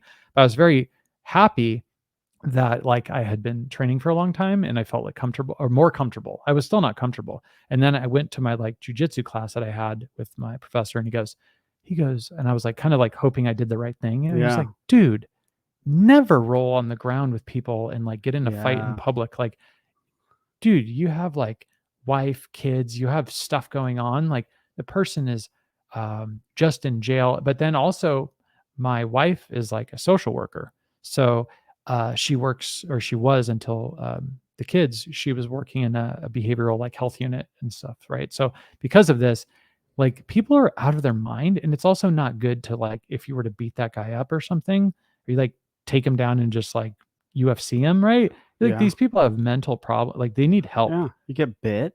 Yeah. Well, the biting is a big problem. Right. It's the ego, there's bigger. Yeah. I mean, you still punked out yourself. Yeah, I was still a big wuss, and I think everyone's gonna see you in the street. They're like, "Oh, is that wuss?" To let that guy flip him off. Yeah, you punked out for sure. Should we get into some comments? Sure. How else will we get this like back on track? Comments. Yeah. I feel like the comment. This podcast has a rabid fan base. You guys are crazy, and you comment a ton, and we love it. So we should read it. Yeah. You do one, then I'll do one. Okay, we'll do it. Because people like to hear their names on here. Even people where they sometimes comment and then I like crap on them and then they still don't really get offended, which is awesome. You shouldn't get offended. Dueling comments. That'll be the segment, okay? Oh, do you have breed of the week? We'll get back to that. Ready? So Gary Brar says, Joel, can you please include timestamps? I don't know how. I think I know how, because if you do 0, why are you reading that? 0, I know you don't want to do it. Yeah, the biggest reason is I don't want to do it. Yeah, I essentially have to do a thumbnail, right? Yeah. Do a thumbnail, upload it, takes time. Cut it if I need to. I gotta put all the YouTube information, and I just don't really want to do it. Yeah, but if somebody wants to put those timestamps in there, then we can pin them and they can reference it. We always pin them. If you do the timestamps, I will pin it. I promise you. Okay. We could even. You have authority to pin it. You can even cut. You. Okay. Me? Even me? Yes. We could cut those out too and put them in the description box and paste them in there too if we wanted to. Okay. Or we just. All right. Dueling comments. Okay. That was one. I'm ready. I know. So the answer is maybe. Yeah. The answer is maybe. You're up. From the last podcast, we read the comments from the last podcast. That's it. Any comment you read on this podcast is from the last podcast, not from 2 podcasts ago, not from my video. Okay. This is Jim Kernix. If you don't like Frontline, what do you use? I asked my wife this because I didn't know on the last podcast. We use tea tree oil. That's what we use. We use it for lice. By the way, when I was a kid, I didn't have a lot of money. And so we do lice checks in school. And I always thought just the poor kids got lice. And so I'd go to do the lice check. And I was like, because we didn't have a lot of money. And I was like, oh my God, please don't let me have lice because people are going to know I'm poor. Yeah. Yeah. It was like a real affected my life thing. How many times did you have lice? 10? I don't know 15? If I ever did. I think you had like 15 times. Yeah. I just had it my whole life. You just always had like bugs. I'm not saying we weren't. I just felt like we were poor. It was almost like we weren't that poor. I just felt like we were, it was almost like an internal thing, You know what's so funny? And my mom watches this, and my mom was the greatest mom and always bought me. It's not like we didn't have food. I had toys. To starve. Oh yeah, I was starving to death. So we use tea tree oil, and we use that on if occasionally our kids have gotten lice. I think once, twice, because we're poor. And we use tea tree oil. That's what my wife uses. So what's funny, and not to make this a jujitsu podcast, but guess what you use when you're cleaning yourself with the jujitsu approved soap? What? Tea tree oil. It must be and great. Sometimes eucalyptus, but supposedly it does have a kind of strong smell. Oh yeah, that's the point. But I No mean, way. there's so many wrestling like ringworms and things you can get. Another one Oh, that I you can know. use It's is bad. you can use Head and Shoulders because it's got some Oh, stuff it in there, does. zinc and stuff, and so you can like if you run into a jam and you need to like bathe essentially, but you have to, because it's a like skin on skin sport, you got to scrub your body You after, have to. or you're gonna get crazy That's stuff. why I don't do jujitsu. I've I don't never- want all that stuff. I don't want to roll around with a sweaty guy too. It's the best. I don't want to do it. It's kind of gross. So here, let me answer your piece about, or this thing about Frontline. So I'm going, and we obviously do the podcast about Frontline, and we Last have podcast. one outdoor, two indoor cats. Monday was what? People yesterday? hate when you talk about cats. I know. I didn't do it more. So Monday, my wife goes to Costco, and what's sitting on the table last night? Frontline. Oh, Yeah, and you're it's all, sitting we're there not right now. giving this. No, and I go, what are you doing? And she goes, I got Frontline. I go, why? For who? She goes, for Kika, the outdoor cat. I'm going, and I know it's expensive, and we're already on this like budget talk about Costco, right? And I'm like, what is that, like $100? She's like, it was expensive. And I'm like, for the cat that's outdoors? Can't be $100. And then she was like, you could give it to the indoor cats. And I'm going, we got Yeah. hardwood floors though. I feel like they won't make it long. That's true, but your cat's hair is long. I feel like The outdoor long one is. hair is a problem with fleas, man. Yeah, you're right. Fleas love that long hair. They just live in there. So just like we said last podcast, like make your choice. It's fine. Use Frontline or don't. But like there might be some bad stuff down the road, but you don't want fleas. I get it. I get it. Did I tell you about the visitors that we had? Was that last week or no? I didn't tell you about the visitors we had at night. We had raccoons that showed up. We had a raccoon Twice. fight outside of our window, and then it was on this little area. Sorry to cut off your raccoon story with my raccoon story. We have a little thing that's like this wide outside of our window. I don't even know why. And we hear this fight, not really fight outside our window. We open the window, or no, the window was open. No, yeah, the window was open. And this raccoon is like right at our window where the screen is. And he freaking looks at us, and we look at him, and he like bolted, but he was like right there. That When wasn't was as good of a this? story as I thought it was going to be. When was this? 6 months ago. Look at this thing. Oh, it's blurry, but you could see it's right there. It has a Don't hold up to the camera because you can't barely see it. it's Yeah, it's a but raccoon. and then you can see there's the babies too. So there's two babies and the adult, and they're eating my outdoor cat's food, and they're aggressive and they're just plain rude. Yeah, and they have rabies, some of them. Do they? Raccoons, bats, foxes, and skunks. Those raccoons, I mean, it's rare, but like they are a carrier. Like you have to be a little careful.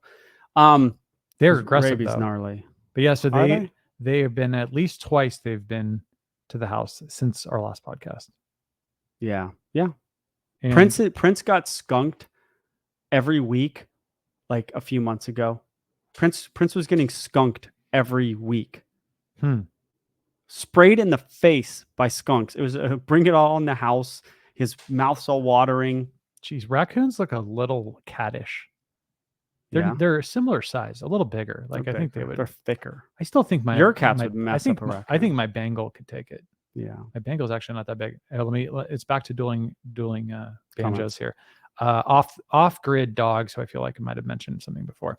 All the dog food brands in major chain stores are owned by 3 companies: Nestle, Mars, and Colgate-Palmolive. And I wouldn't feed any of it to my worst enemy's dog. Yeah. Damn, that's a serious comment. Yeah. And then the other person, you that's did good to know. Koenig's one. I saw that one. Yeah.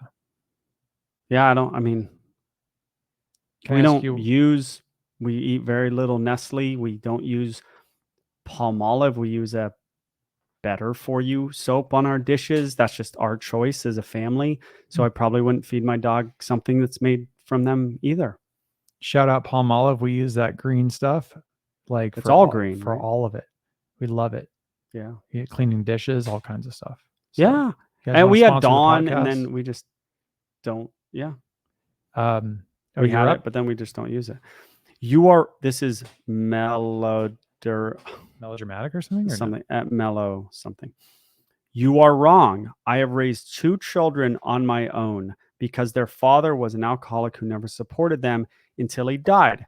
My daughter is now a lawyer and my son will be graduating from cybersecurity. Neither one of them suffered from not having a father in the home, and they, in fact, did much better than having an alcoholic abusive one for sure.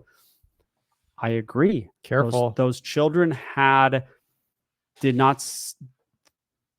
It's good they did not have an alcoholic and abusive father in the home, but that does not mean that they were better than having a good father in the home. I guess you could Is look that- at it circumstance wise. Like if you were to say, Does that make sense? what I'm she's saying it was an abusive alcoholic father, right?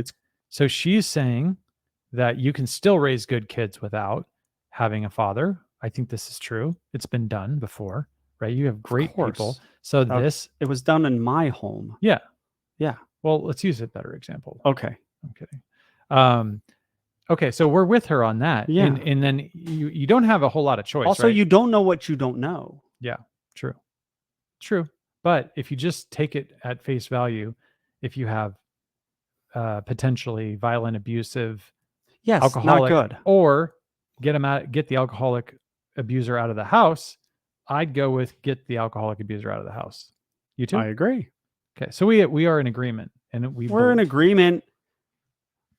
What if they had a great father in the home? Yeah, like think about Ward you don't know Cleaver. what you don't know.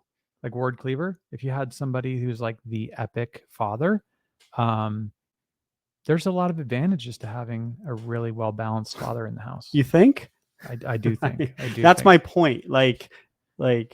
But shout out, great father. Shout out to moms doing it on their own. Yeah, I know. And shout out to her. Sounds like she did a great job and didn't have a whole heck of a lot of choice. Yeah. So we give props. It's Smokeraka says, why do you, I thought this was good. Okay. This is a question for you, of course. Why do you rarely pet the dogs?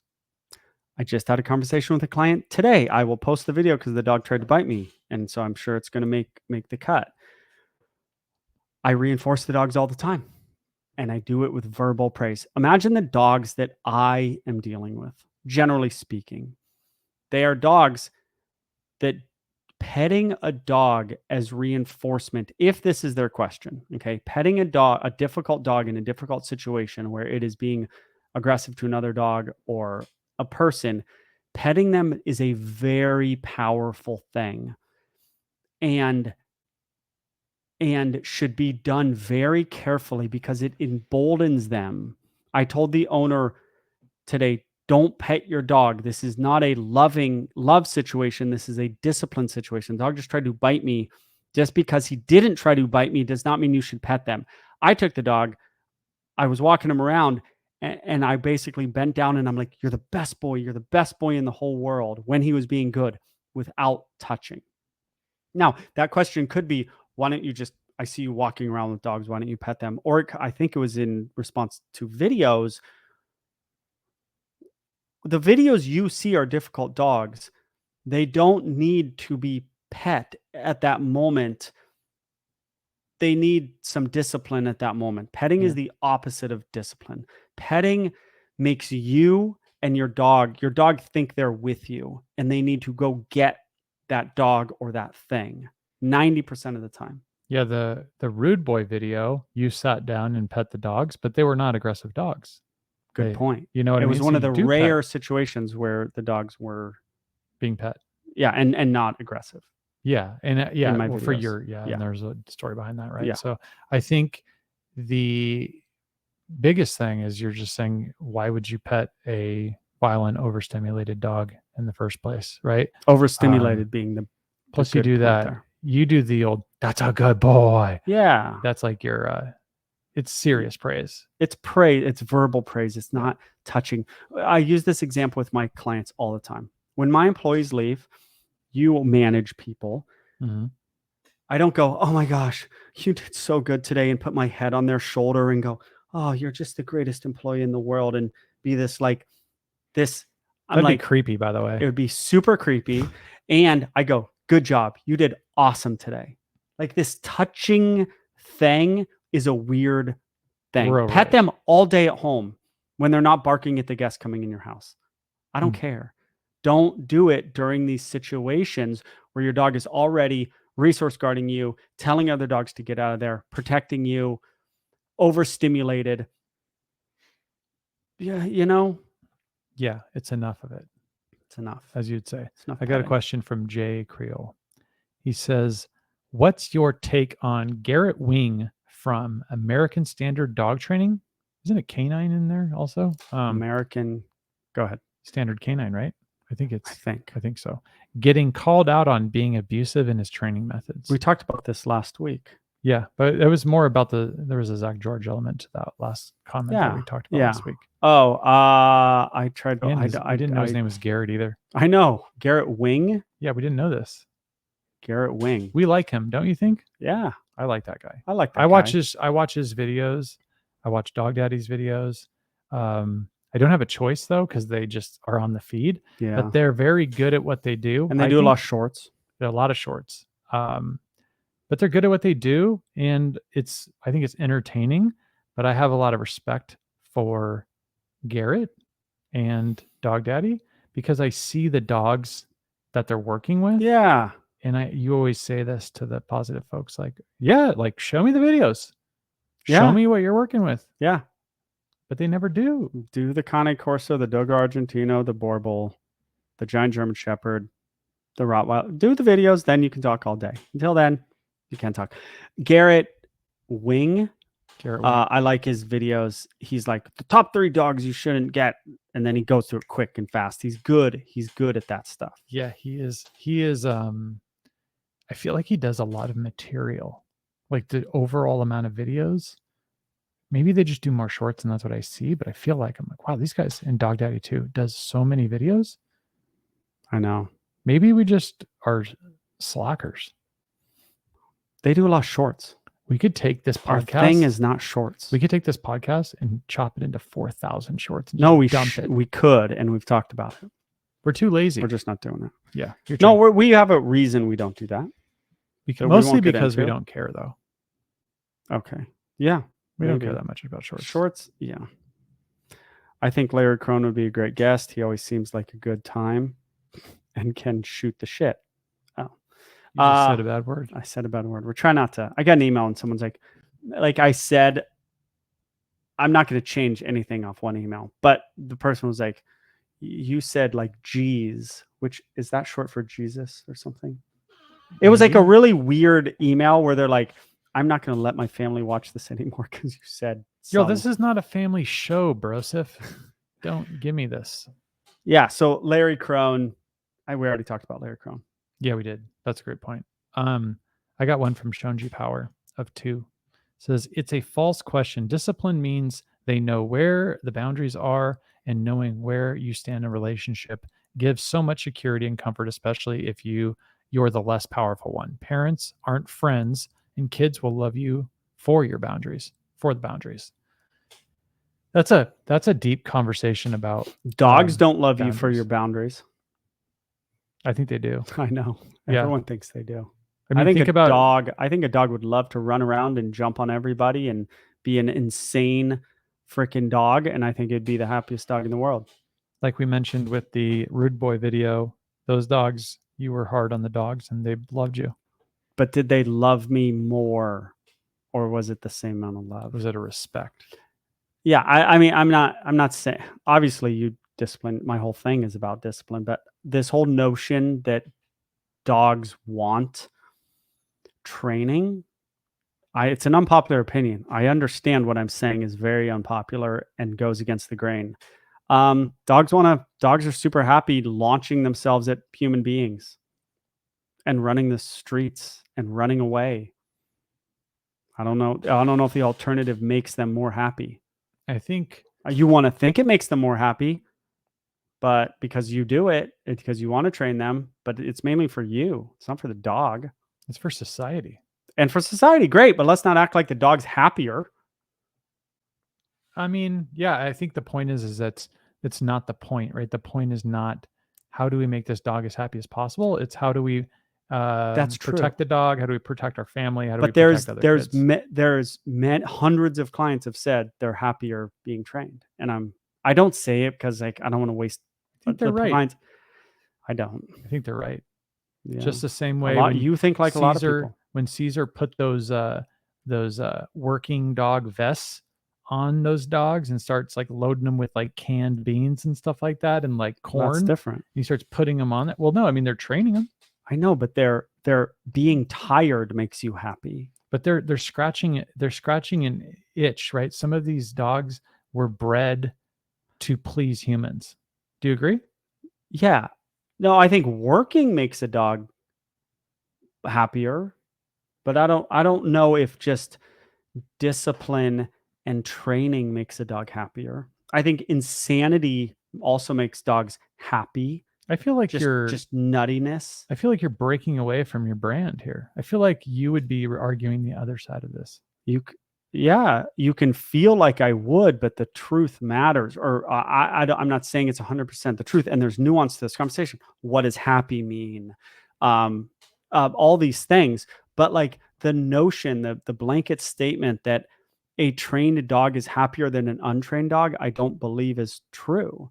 I've never acted like You're saying in the moment, right? Yeah, my point in this whole thing, in these videos and in life, is not to make the dog happier. So I don't think it is against my brand, because my brand has never been like, we're doing this so the dog is happier. Like I've never said that. But the dog is going to be happier long term. Because because it doesn't die by getting hit by a car. It is able to interact with other dogs and doesn't have to be locked away too.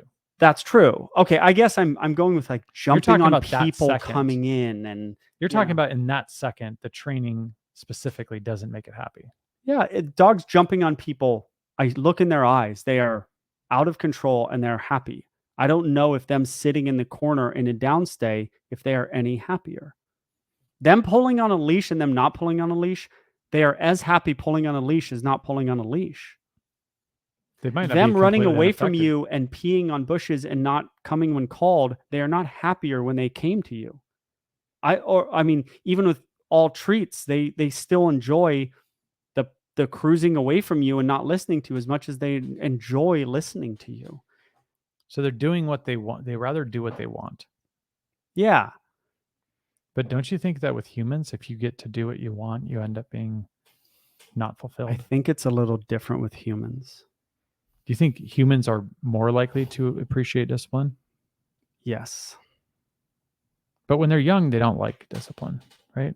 They don't like Most kids don't like discipline. My kids would like to eat more candy. So would I. But then they get a stomach ache that they're not happy with, and blah blah blah. But I just don't know if a not jumping dog is happier than a jumping dog. That's my argument, and I'm sticking to it. Okay. Can I fire one off since I see that your phone's off? Dechan Wolf? I don't know. The unpredictable nature of the podcast makes it all the more entertaining. Well, this one's unpredictable. Plenty of, to say the least, there is plenty of good info mixed in, but the entertainment aspect is what keeps me listening for 2 hours. Keep up the good work. What do you think of that? That's great. This one's timely right here. Under Duress, who has been commenting for a long time. Yeah, he's great. I would love to see the video of Prince and 2 kittens meeting. That's coming. We're getting the cats today or tomorrow. Potentially today, right? Yep. And Prince, yeah, it's going to be great. Beckman cat training. I've already hopefully got the video comes out good, and we'll post it for you guys. Prince with 2 cats. We're getting 2 cats. Prince want to try to eat them, will he? No, Prince is going to be just stare at them, like he did with the licking squirrel. His chops. No. You don't think? No, he's going to love them. It's going to be awesome. What if he doesn't love him? Will you train him? Will you like cast him out of the circle? No. Well, we'll see how it goes. What type of cats? It depends on how he doesn't love them. Just cats. I don't know. You're adopting them, right? Because Yeah. they're like people that have a litter, right? Yeah, yeah. So not some purebred. We got into this last week. Yeah, just adopting my daughter's friend's cat had cats. They're probably calicos. That seems to be like 90% of the cats out there. Yeah. Oh, can I read this one? You actually read this one. I wore an amber stone collar on my dog for almost 10 years for fleas and ticks. So I was like, what is an amber stone collar? It's a collar with an amber in it, right? It's magic. Yeah. Okay. I still wear one on my new puppy. Everly Haynes said this. Food grade diatomaceous earth is the power. Okay. I want to get to the amber stone. I don't understand. It's like magic. It's magic. It's like my wife with her crystals. Oh yeah, my wife has that salt crystal. Does your wife have crystals too? Well, she has a salt stone. It's like Himalayan salt stone. It's magic. It's supposed to do like the internet Wi-Fi signals, like absorb them or something. It's like witch stuff. We live in Southern California. My wife is like, people are in buys these. She buys these. People are in like these like Dagestan. crystals. Like, what are you talking about? She buys these crystals, and I'm like, did you just buy those crystals? And she's like, yeah, I got them from this like nudist colony when I was traveling through this area. And I go, oh, wow. You don't want to put those out, do you? And she's like, yeah, we put them out. They're good energy. Yeah. I'm like, are you believing this?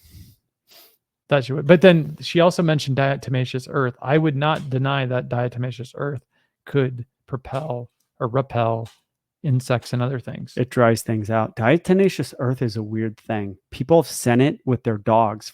They feed it to their dogs. They use it in pools. We use it in pools. Yeah. Yeah, we dump it in the pool thing and it goes whoop, and it cleans things. They're seashells. Yeah. I didn't know that. Oh, I didn't know that either, but I know that they dry, like you said, dry out. Yeah. My wife uses it in the garden. You can eat it. But they put it for, I think, to protect against certain types of bugs. Yeah. It's like a wonder drug. What if we're wrong about the whole like stones and you know? Well, that's why I'm not discounting that. Who cares if the dog has an amber stone? Maybe it works. Seems like some Harry Potter type stuff though, doesn't it? Just yeah. It's a little weird. All the crystal stuff. You got to be careful with that stuff. I mean, I think I kind of try to humor my wife with it. It's like a little gypsy-ish, you know. I don't know if you're allowed to use the word gypsy. You've said or aborigines. Now you said gypsies. Gypsies is not okay to say now. Really? Yeah. You don't, man, you need to follow this stuff. There's a lot of stuff you can't say anymore. Bro, what do you say? I don't know. You just stop talking about stuff. I'm not doing this word police thing. Yeah. This is silly. But speaking of gypsies, what was the name of the show that was really good on Netflix? You know what I'm talking about? I don't know. Peaky Blinders. I never saw it. You didn't see that? No, it's pretty too cool. slow. Yeah, it was slow. I stopped watching like the 5th season. See, exactly. You're right. Just keep watching The Sopranos. That's what I do. I got one for you. Okay. Off-grid dogs. Underneath my father's gentleness and love was always an undercurrent of, I brought you into this world and I can take you out of it. It was the greatest gift for a teenage boy, of course. I probably didn't realize it until I was older.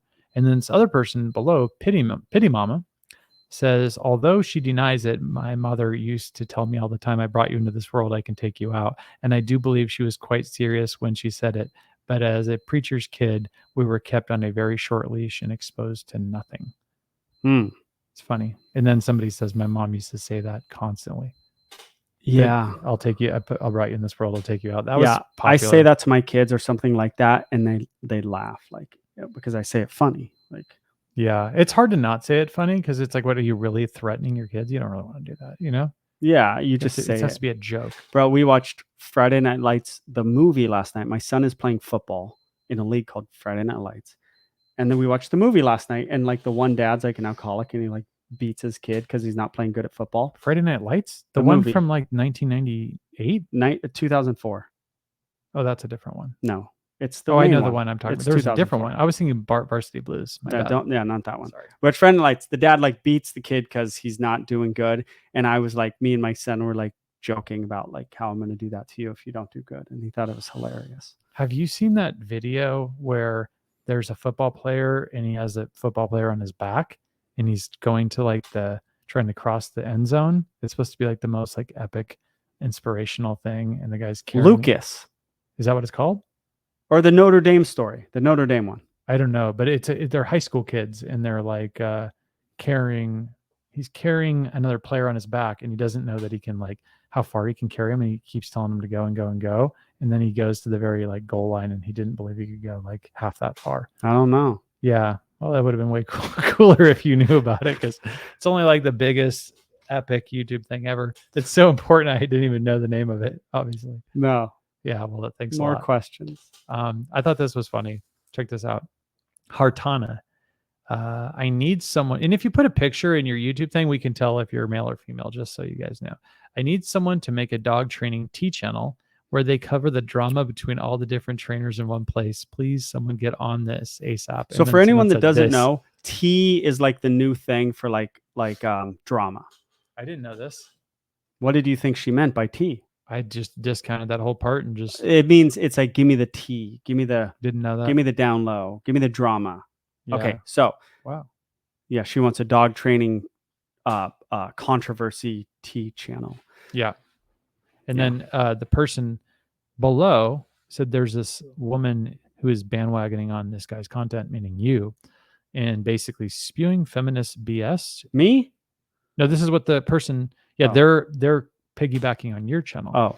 She seems to basically view his training thoughts or through the lens of mostly examining his behavior rather than the actual training. It was amusing right before I clicked the don't recommend this channel option. So shout out to them. A channel is making videos on my videos, right? Is that what she's saying? That's right. Yeah. There's this one girl who like makes like her whole channel is like breaking down me and other people's videos. I think I talked and I did a public comment and I said, hey, you should think about making your own content and then people will take you seriously. You can then make content saying what I'm doing wrong, but you look silly if you don't make your own content. Yeah. And she got back to me and she was like, thank you for your opinion.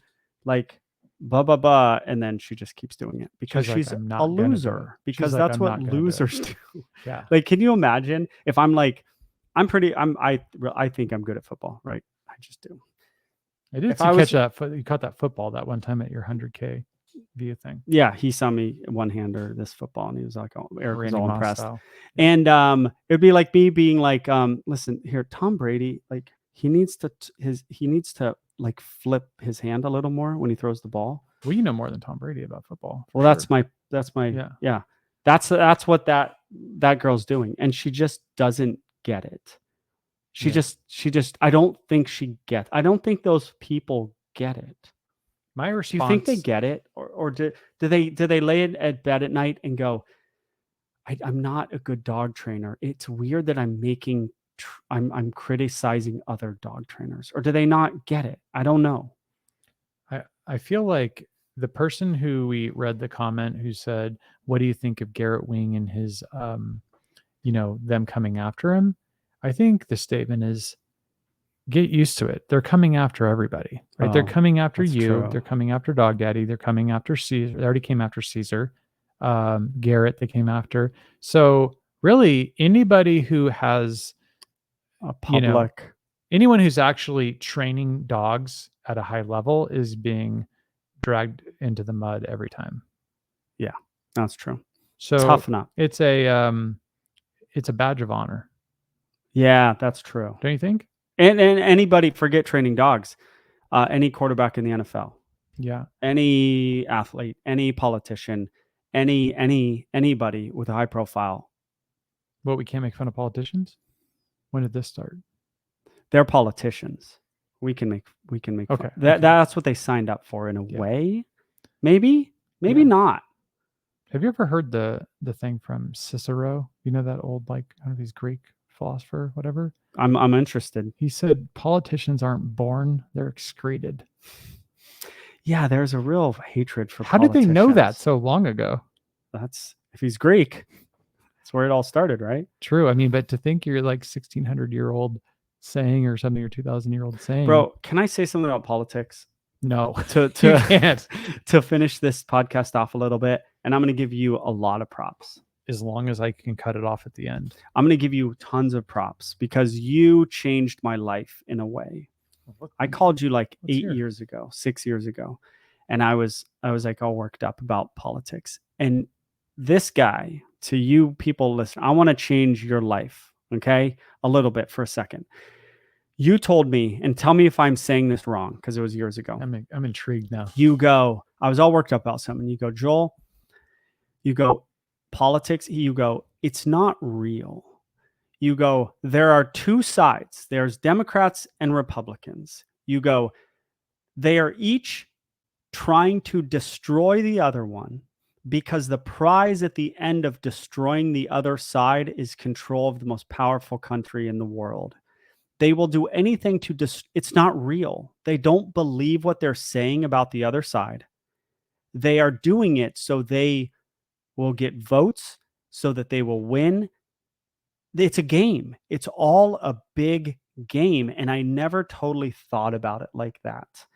And it's true, I right? never even remember this conversation. I was in the believe office that that all these people have seen on my channel, that office, Mhm. and I called you and you said almost that exact thing. I'm sure I said it because that's some stuff I believe in. But Yeah.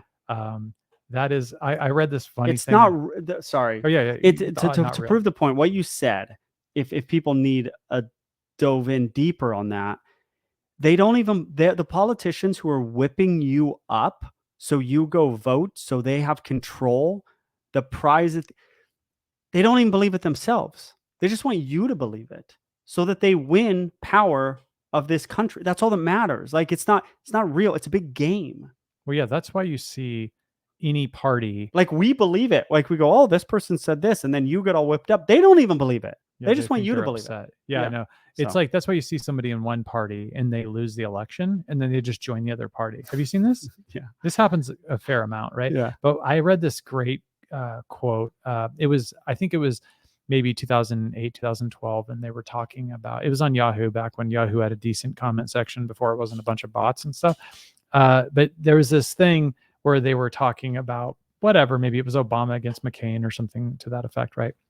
And then people were saying, you should vote for this person, you should vote for this person. And then somebody said, the bottom line is that you need to vote for whoever will make your life better. And I thought, interesting comment. And then the person right below it says, hey, bro, only you can make your life better. I thought, that's a good point. He got it, right? Yeah. He kind of owned him there. That's a good It's point. like, stop thinking that these people are going to save you. Stop thinking that. But that is so true. That, like, it's getting back to that idea of whether it's dog training or whatever.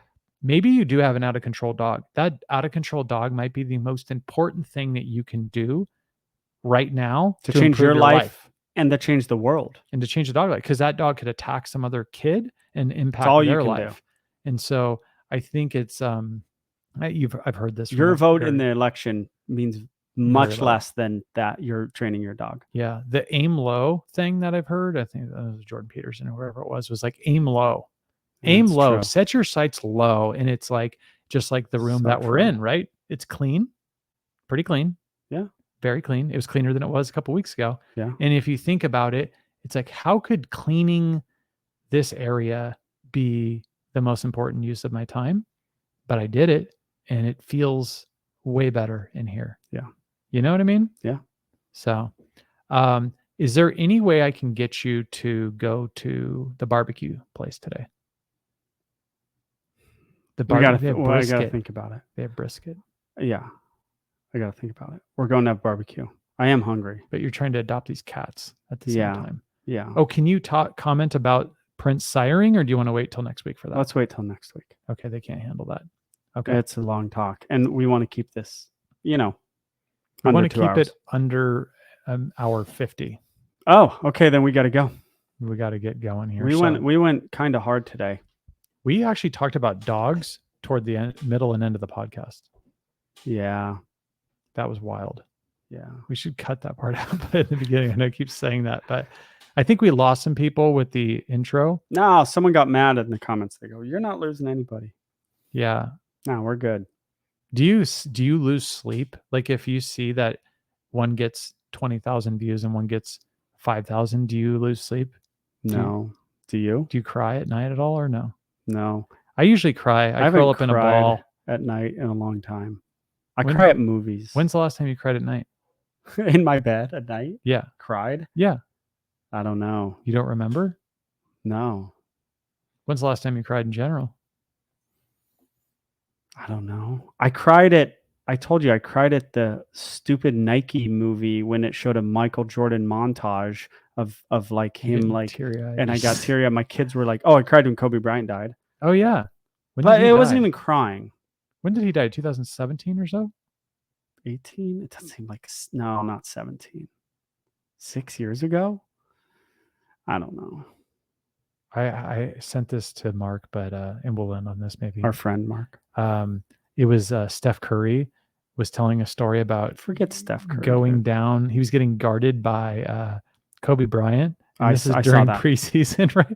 And he's full court pressing him, like coming down the court. And Yeah. Steph Curry's like, "Why is this guy full court pressing me in the first quarter of I a know. pregame?"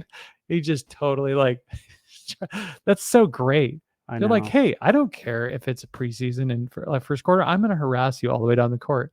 That's a great mentality. Yeah, that's Mamba mentality. Isn't that great? Yeah. Yeah. Rest in peace, Kobe Bryant. Yeah. Yeah. Kobe's the man. We will continue to stick up for any dog trainers that are attacked on this podcast. Yes, always. Oh, like Garrett, Dog Daddy, Caesar. Yeah, by other dog trainers or by people. But the other dog trainers thing is the weird attack. Yeah. Oh, we should be done. Yeah, I agree. But you don't when people get attacked, you don't just, oh, hey, they're getting attacked, I better, tuck in or No. Never like back down and apologize to the mob. That's it's never ever. Dog trainers out there, never ever ever do it. Yeah. You'll if you make a mistake, admit it, but don't ever. And they don't. I haven't seen any of these people back down and apologize. I've never seen Cesar Millan do it. I've never seen. So I'm preaching the choir in a way. I don't see anybody turning tail and running. Yeah. No, I think they shouldn't. But also it might be a good thing. People attack you. You find out who your real friends are. Yeah. Yeah. All right. Hey, it was fun. Barbecue style. Okay. Cool. Bye, everybody. See you guys. Love you guys.